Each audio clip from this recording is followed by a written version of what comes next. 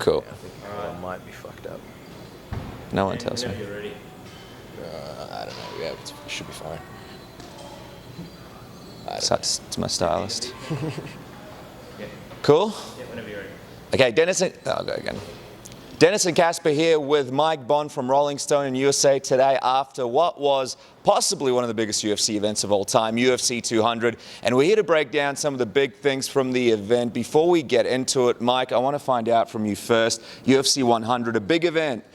Set a lot of records. Do you think this sets the pay-per-view buy rate record for the UFC? It seemed like there was a lot of social media engagement. I think it was like one of the highest trending things on Twitter tonight. So it's going to be close, I think. Definitely, I believe it'll do more than 1 million pay-per-view buys, probably significantly more. I could see it doing in the 1.4, 1.5 range. I don't know if it's going to break it, but I think it's going to be right on edge, very competitive with it. But I don't think we're going to get like 2 million or 2.5, anything like that. It's not going to like significantly surpass it.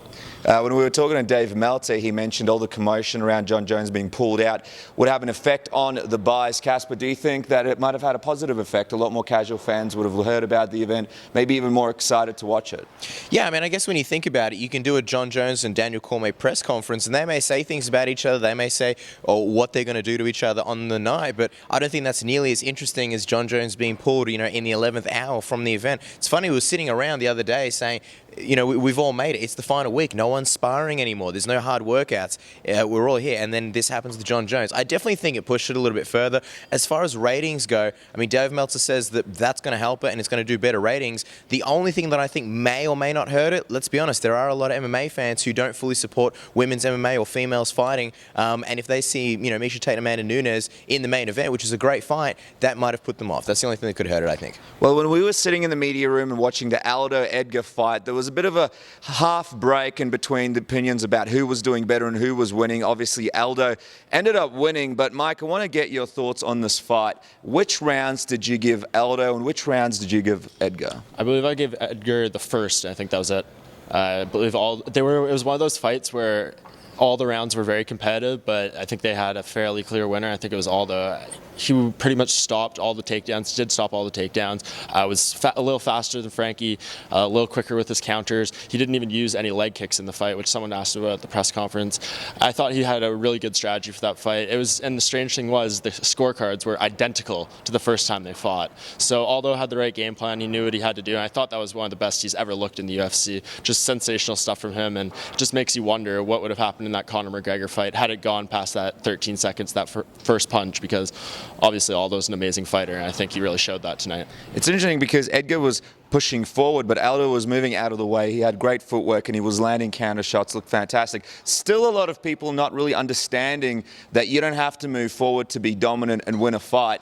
Do you think people are starting to catch on a little bit better, or are we still at where we were sort of a couple of years ago with this sort of thing? I mean, I think it depends on the fighter. You have a guy like Lyoto Machida, who I think is really the blueprint for that back in the day. He was only a counter fighter, would rarely come forward and be aggressive in his style until he had to change that later on when he was getting in weird decisions. But I think Aldo had really the perfect sense of being able to do that and showed off really how you can execute a game plan by not having to be overly aggressive. And he came forward when he needed to. He attacked when he needed to. But for the most part, I'm sure he knew going in how Edgar was going to fight. We know he's a guy who always tries to get in your face, take you down, be aggressive, and he really read all that stuff and was able to clip him with shots and hit him when he needed to in order to rack up the points to win those rounds. Well, it's an interesting point that you bring up, and you also mentioned Conor McGregor. Kacper, Jose Aldo now the champion, interim champion, but still the champion. McGregor the champion as well. He's fighting Nate Diaz. Do you expect him to fight Aldo after this Diaz fight, or do you think we may see McGregor, I guess, avoid the featherweight division for quite some time longer? I mean, that's the million-dollar question. We have spoken to his management in the past, Audi Attar, which is Conor McGregor's manager, and he swears by it. He says that he will go back down to 145. I guess one of the biggest differences would be, or I guess the tells would be how this Diaz fight goes. Because if he can't get past Nate Diaz, I don't really see him sticking around a lightweight. I mean, it would go to show that he probably wouldn't be a champion there. Then welterweight essentially is written off, so he'd be forced to go back down to featherweight. If he beats Diaz, it may open up the possibility. And I think with Conor McGregor, the thing is they're not going to follow tradition. They're not going to put him back down to featherweight just because he is the champion or those are the rules. If there are bigger matchups, more fun matchups, and more revenue generating matchups at lightweight, welterweight, It could be heavyweight. It could be anywhere. Not seriously heavyweight, but that's what they're going to do. I'm actually thrilled also that this Jose Aldo and Conor McGregor rematch is going to happen because, like you pointed out, Mike Bohn, there were a lot of questions, and it was a monumental moment to see Jose Aldo get knocked out in 13 seconds. But I think a lot of people would like to see that fight go a little bit longer and have more questions answered. Wow, Brock Lesnar versus Conor McGregor WrestleMania might happen, probably not in the UFC. Let's talk about Anderson Silva filling in and fighting DC late notice. Now, before this fight, Mike, a lot of people a little bit negative on Anderson. He had a couple of average performances. Obviously, we all know what happened with his leg. And also, we don't need to get into what happened before with the PEDs and all that other stuff. He comes out tonight, and the crowd goes crazy. Everybody's cheering for him. There's standing ovations. Women are crying. The children are jumping around for joy. I mean, do you think Anderson taking this fight has somehow turned this whole thing around and now become the fan favorite yet again? Yeah, a little bit. It was an amazing thing they did. How can you not appreciate the guy and just what he means to the sport? He's 41 years old. He's coming off multiple losses. After he was 16-0 in the UFC, he goes 4 fights in a row, winless. Now it's 5 in a row. He hasn't had a win. And he comes in, he takes this fight on 2 days' notice, no training camp, a weight class above where he's typically performs, and comes in there. And he didn't have the most sensational performance, but just the fact that he took the fight gains all the respect of the fans, and I think that really showed. And it was just, it wasn't the greatest fight in the world, but I don't know what the people were really expecting. It was kind of sad to see how they were booing him or booing the fight. It was more Daniel Cormier, I think. But what do you expect? We all know Anderson Silva has a weakness when it comes to his wrestling. We've seen it happen multiple times before. And what's Daniel Cormier going to do? Is he going to stand there and trade with him for 3 rounds, stand in the pocket? He did that for little moments in the fight, and every time you were like, that's when Anderson's moments happened, when he seemed to have a little bit of success. So I don't know why he would fight like that. It was to his detriment to do that, so he took it to the ground where he was most comfortable. And Anderson protected himself well down there. He had the lockdown. He wasn't allowing Daniel Cormier to advance position, and that was really the story of the fight. So I don't know if you're one of the people who were booing what you were really expecting from that fight. I think it played out pretty much the way a lot of people thought. Maybe Daniel Cormier was expected to get the finish, but Anderson Silva is a tough guy. He has a ton of experience, and he knows how to avoid those situations. Yeah, I was impressed with Anderson Silva and his performance, but let's quickly talk about what's next for DC. John Jones is out of the picture. Let's forget about him for a second.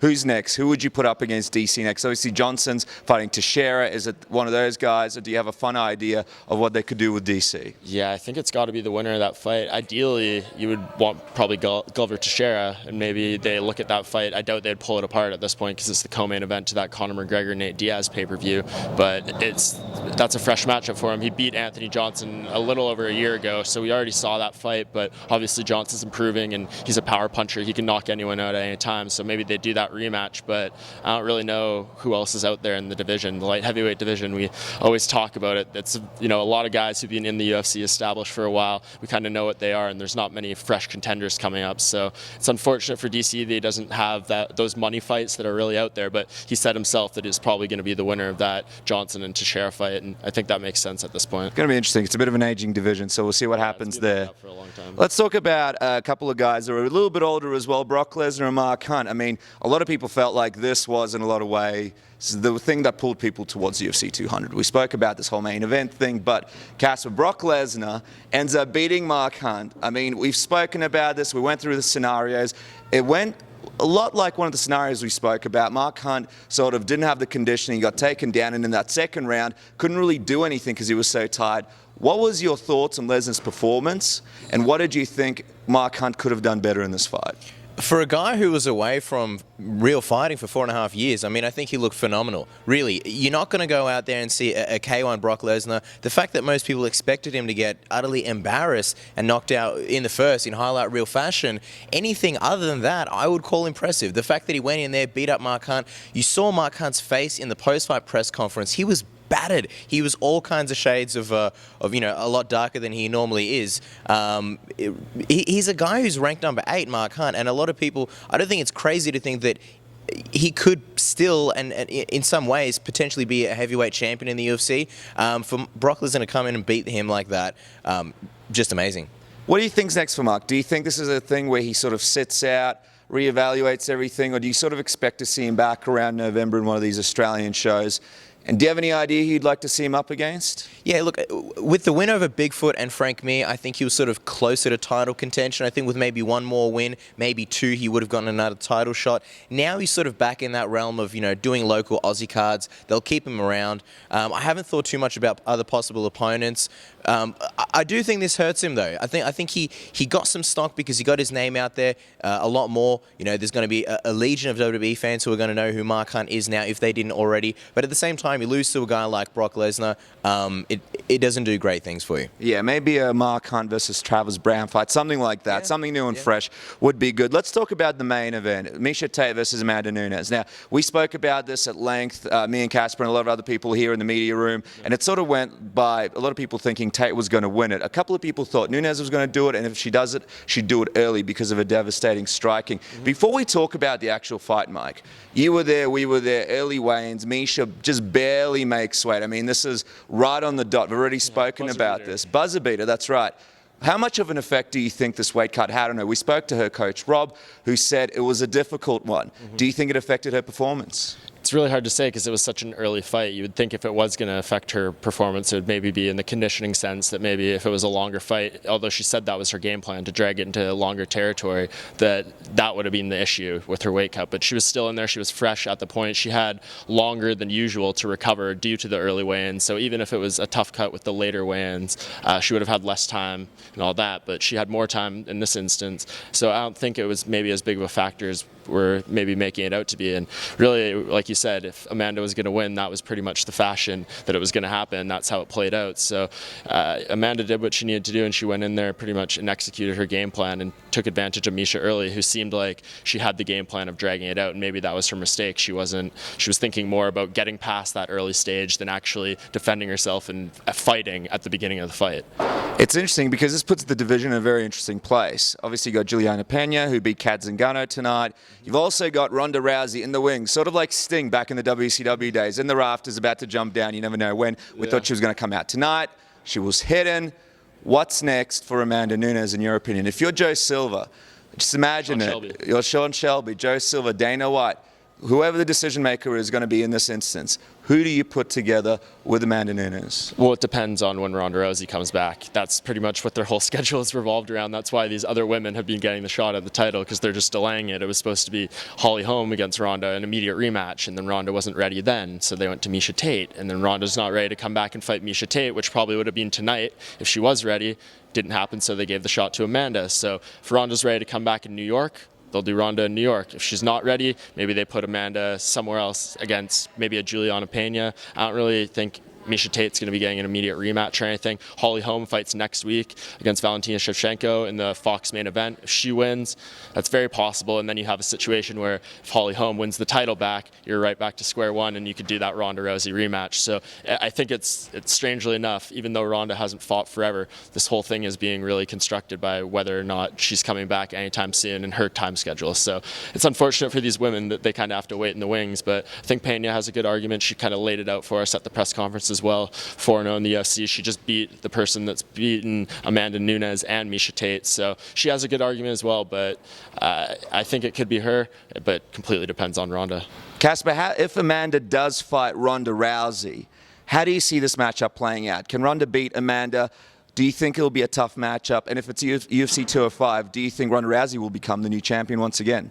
Yeah, it's interesting because here I was thinking that Miesha Tate was going to beat Amanda Nunez, and I didn't expect Holly Holm to be able to beat Ronda Rousey. So in a lot of senses, anything's possible. I think the fact that Ronda Rousey did get knocked out, it's going to play on her mind. And Amanda Nunez, I would say, is the better striker. So if Ronda Rousey comes in and hasn't really improved her game much in the striking sense, I could definitely see Amanda getting her early. And we haven't seen Ronda Rousey really in any long fights. Amanda Nunez, she's known for gassing out, so that's another interesting factor. If neither one of them get finished in the early, first couple of rounds, how are they going to do, in the fourth and fifth? So it should be interesting. Well, there you guys go. It's been an exciting weekend of fights. Mike Bohn, Kacper Rosolowski, Denis Shkuratov, Submission Radio. Jump on the channel, youtube.com/Submission Radio AU right now. There's an exclusive with Mark Hunt. We have a chat with Dave Meltzer about Brock Lesnar's future. And tomorrow, we've, of course, got the Hall of Fame ceremony. Our friend Don Fry is getting inducted. So expect stuff from then. Until then, guys, we'll see you next time.